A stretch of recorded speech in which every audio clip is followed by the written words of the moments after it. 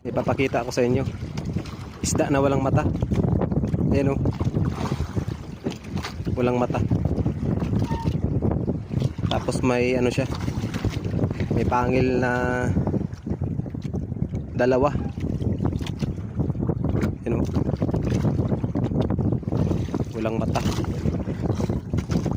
Itong butas na to, yung isa, yan parang mata. Hindi yan mata, butas yan. Parang ilong niya. Yan. Talagang mata. Wala kang makita dyan sa ulo niya na mata. Baka itong tinatawag na alien fish. Yan. Tingnan nyo na mabuti. Wala talagang mata yan. Kakaibang isda na to. Yan.